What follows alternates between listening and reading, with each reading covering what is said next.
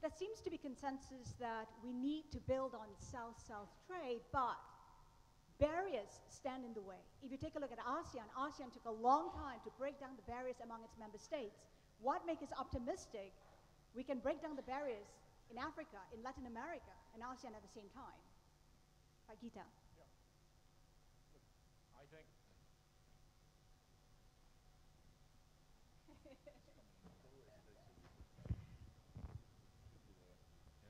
Hello? Okay. Well, it took us a lot longer than this mic to work to get to your point. Look, I think it would have taken a lot sooner or faster if we didn't have the Asian financial crisis, right?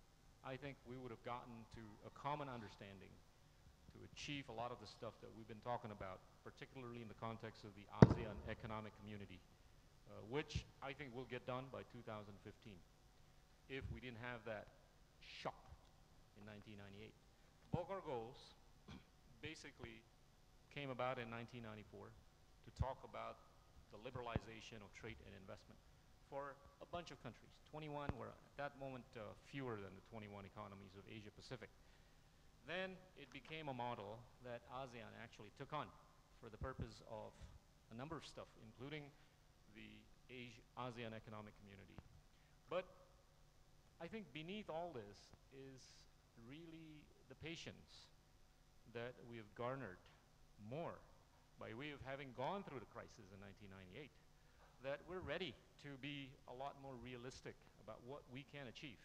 That, I think, allows us to stomach, externalities that have taken place in the last few years and whatever potential externalities that are going to take place in the years to come. So I think we've learned that if we want to get something done, it ain't going to happen tomorrow.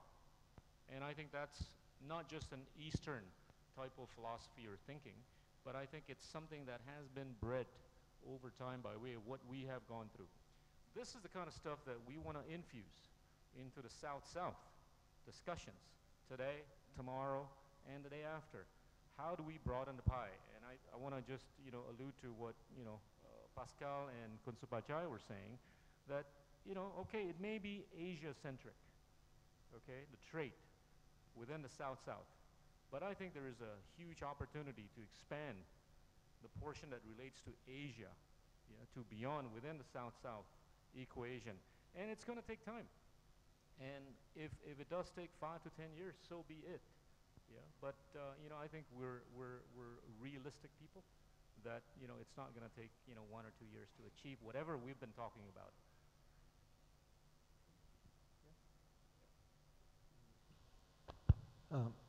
Just to complement to what Minister Kitao was saying, and here lies a vast area of the ITC work that we should help to promote. And this is why we are here, just to find some niches and instruments that ITC could operate.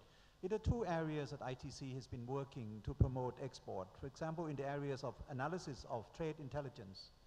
I think the trade intelligence among the South, among the open countries, has been totally lacking. It's most of the time we know the markets in more advanced economy, but the markets of food product among the open countries, manufacturing products they're totally lacking. I think that needs to be supplemented, and ITC could do really good work at this kind of exercise. The second one is in the area of sectoral policy. I've seen some practical experiences that ITC has actually created. I was just in Nepal last week talking to the new government in Nepal, and they have shown us exercises that they have worked with ITC in the areas of organic food production, in the areas of pashmina. There are certain sectoral policies that could be addressed by ITCs and link this with other developing countries, because these are products that other developing countries can also purchase from. The second part, which is maybe the joint work between WTO, ITC and UNCTAD, is in the areas of NTMs, non-tariff measures. We've been doing this work for years in trying to come to certain understanding as to how we can measure the non-tariff measures, because non-tariff measures are not always measurable, tangible.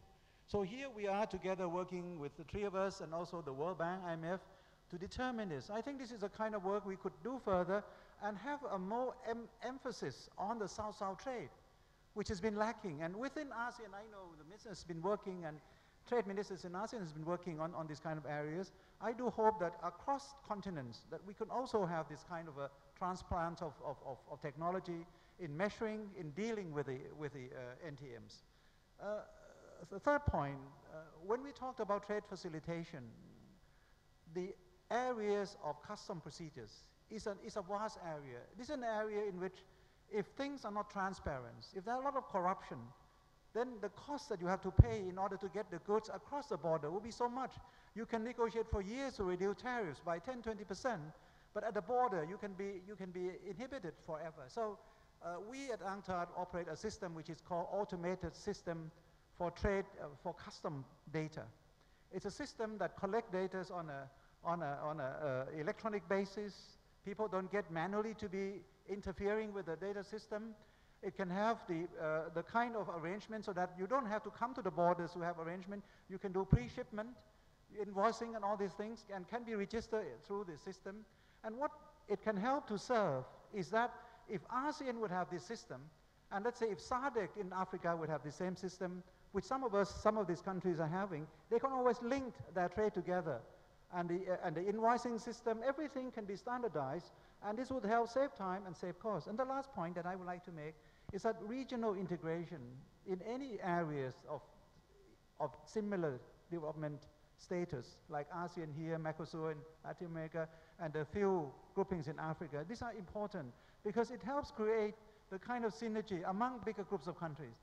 And particularly Africa has too many groupings that do not fully operate, are not fully operational. So what we are working with African Union is to have a pan-African integration process, economic integration, and that can help to synergize the kind of volume of trade that could be on a scales, economy of scales that would be worthwhile for Asian or Latin American business and traders to be involved with. Did you allow me?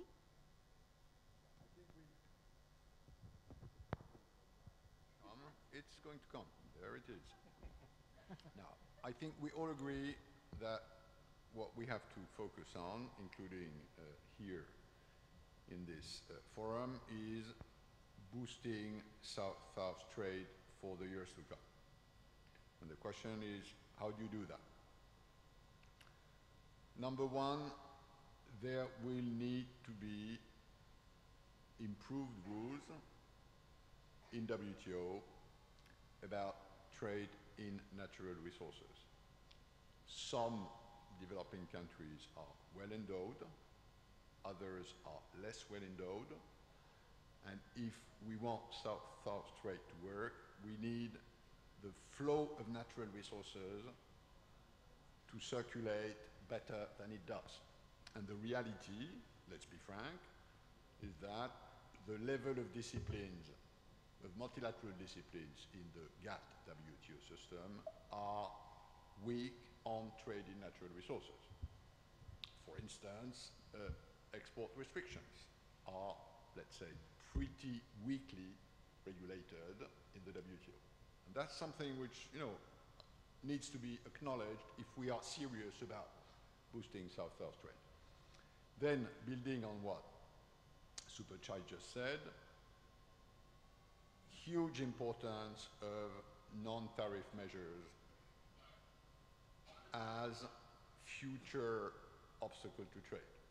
And more precisely, not non-tariff measures themselves, but discrepancies between non-tariff measures. In the future world of trade, tariffs will matter much less. Non-tariff discrepancies will matter. Example, food standards. The more harmonized global food standards we have, given the huge importance of food exports for growing many developing countries, the better the level playing field will be. Now, in my view, there is not yet enough attention to that. We do this together with ITC, with UNCTAD, and with others in WTO on a sort of food standard facility, which helps developing countries matching the required standard on the exporting market. For instance, we are having, together with the ASEAN region, a special program on pesticide residues, so that all ASEAN countries converge in a standard for pesticide residue, which is in conformity with what export markets request. Now, this may seem a bit of a logistical issue, but in reality, today, it's very often much more important as an obstacle than tariff barriers. And then third point, which is an increased attention to the logistics of trade. We all know it's already true in infrastructures. A country like Indonesia has been investing a lot in transport corridors, easing ship, sea transport, road transport, air transport, combined ways of transport. And if you look like, an example like Singapore, Singapore has built a lot of its comparative advantage on the quality of its logistical system. Now, that's the sort of hardware part of logistics, but there is, as Supachai was saying, more and more of a software part of logistics, for instance, in customs procedures. If customs procedures are simplified, streamlined, harmonized, this has an impact on easing trade, which in many ways, again, is much bigger than a 5% tariff difference.